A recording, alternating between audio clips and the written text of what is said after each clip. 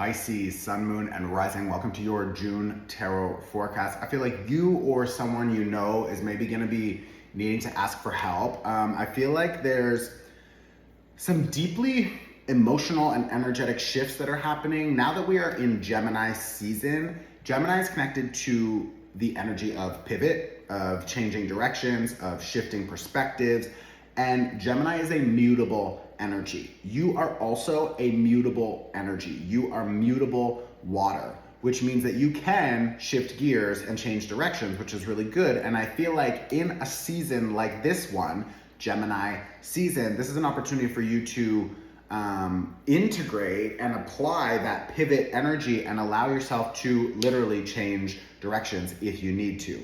I feel like if it's not you, it's someone who is close to you. And I feel like now there's also this overall energy of being ready to drop any of either the burdens. Maybe you've been carrying this guilt, this shame, this fear, this anxiety, this stress from the past. You've just been carrying these old stories forward.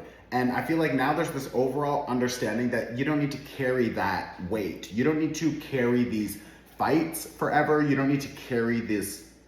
If it was something you did, maybe the guilt, the shame, it's like, yes, experiences can feel very intense, especially for a sign like you, because you have this ability, which is really helpful when you're brainstorming, to just kind of break through the limits and to just get really abstract and creative and think about everything outside of the box.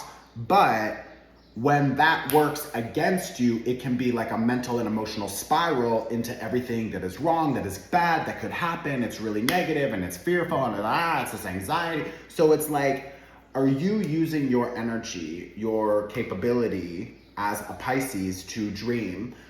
Are you using that energy to dream about a beautiful future and the potential of all these amazing positive things that can happen? Or are you spiraling into all of the dark, terrible things that could happen, And it's this is an opportunity for you, first of all, because we have a lot of air activation. We have Pluto retrograde in Aquarius right now, I believe. We have the South Node in Libra. We have Jupiter and Mercury and Venus and the Sun and the Moon all in Gemini.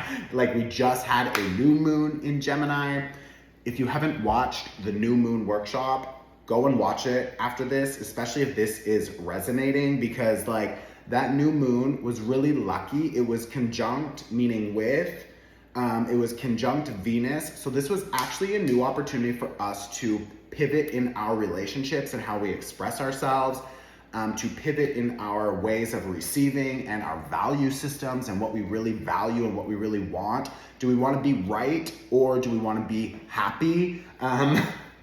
So ask yourself that question, do you want to be right or do you want to be happy? Because sometimes to be happy, you need to surrender the idea that you're right and you need to just meet people where they are, have a conversation and move forward. It's water under the bridge, it's just gone. And again, as a fish, you can just keep swimming, or you can decide to swim like a salmon and go the opposite direction and constantly be, everything's hard, everything's challenging because you're swimming upstream instead of just I'm gonna surrender, I'm gonna swim downstream, I'm gonna go with the flow, and I'm just gonna let life and the waters carry me, instead of me feeling the need to be right, to convince everyone of something, to fight everyone. I'm gonna hold all of this and I'm gonna just keep going upstream. It's why are we doing that? So this is actually connected to, I'm hearing a survival technique or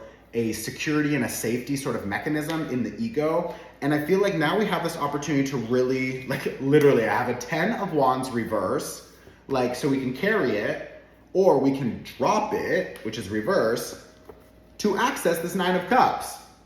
And the 9 of Cups is satisfaction, it's joy, it's bliss, it's flow and ease. It's connecting deeper with our natural emotions and our natural state of creativity, which is beautiful. And Pisces, you should be creating, you should be painting, writing, dancing, moving. You are a very, if not the most creative sign, like you're a very creative sign. So you need to move that energy. If you don't get out there and move your body, go to the gym, run, dance, play, laugh, cry, like if you don't do that frequently, then all that energy builds up and it gets stuck in the body, and then it comes out in ugly ways sometimes. So make sure that you're doing what you can to move that energy. Now, I feel like there's nothing you can do about the past. Nothing. So this idea of you visiting the past and trying to understand something, and yes, like if you want to, reflect and try to like meditate on like, why did I do that? Or why did that happen this way or whatever, then like that's fine and probably a good thing for, some self-reflection, of course. But don't get obsessive on trying to figure out what happened and how could it changed, or what did they say and what did I say and how did I respond, and if they said something different then I would have said something different, and this could have happened but it didn't happen, but it could have happened, and it's like, oh my God, just drop it. Like drop it.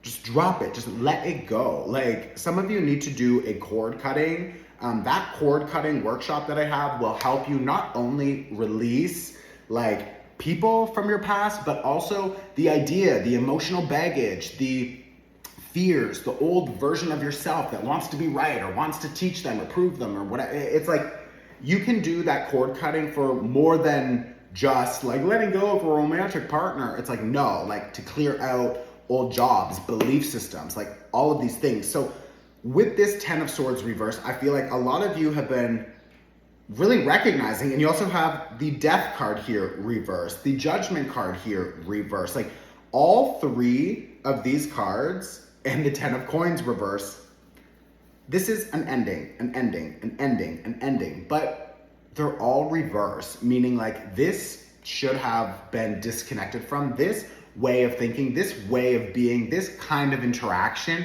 should have been cleaned up before, and you knew that. You could have maybe released it earlier, but you didn't, whatever. Now the energy is coming back for you to recognize that, okay, I need to deal with this energy in a different way, in a healthier way, in a way that makes me feel satisfied and safe and comfortable, and ideally a way that keeps the peace, because it's like, I don't need to bring things from the past and throw them in their face and fight with it's just, there's a little bit of a tense energy here. Now, I think a lot of it, whether it's you or another person, is actually stemming from some pain connected to feeling isolated or alone, or that they're not good enough, they don't have enough, maybe resources are tight or whatever. But there's this overall energy of like a deeply rooted issue or belief or fear, and that is also connected to the family. So this energy was passed down from their family or from your family, and like someone here needs to break this kind of cycle. So this is an opportunity for us to really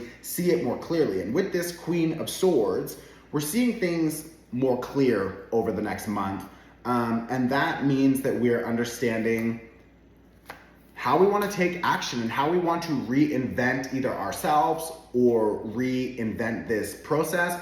I believe Saturn is now retrograde in your sign. So again, it could feel like a lot of sort of like reality slapping you in the face, or you really seeing how your behavior contributed to a situation, or how another person's behavior, how their behavior really contributed to the situation, and how you now feel about that behavior, feel about that person, feel about this situation. So this feels like a very reflective sort of month that will help you reassess what has happened in the past, how you contributed to it, how you reacted to their contribution, and now you have an opportunity to sort of nip it, like let it go, and focus on what's next for this connection, if anything. If there's nothing left for this connection, then also just let it go. Like cord cutting, let it go. Or you could also use the cord cutting for this, release that version of this connection, release that story, that idea, that perspective on this connection, release the part of yourself that engages with that connection, how you always have, like release all of those expectations and things and start again with this connection in a fresh way that allows you to feel more just at peace with life in general, because there's nothing healthy about carrying regret or shame or anger or anything. And it's like, it's just gonna continue to feed into that spiral. So I hope that makes sense. If it does, let me know in the comments. Hit the like button. This is really supportive for creators like me. Also, if you're still here because this makes sense, then maybe go and check your 2024 tarot forecast. It's now, I believe, like $25 or something instead of like 99 or 50 or whatever it was before. That includes a reading for every month for 2024. There's an overall energy reading for your sun, moon, rising. There's numerology, yes and no, pick a positive. There's so much helpful information in there. At the very least, go and watch the new moon workshop, because this was a new moon in Gemini, a very mutable energy, and that's going to really support you with your current need to pivot and to be mutable. Okay, so I love you. I will see you very soon. And yeah, good luck. You're fine. You'll survive. This month just looks a little bit like, I need to really clean up some of these connections. Let them go. Go cut the cords. Go watch the cord cutting. I'll tag it all here. I love you.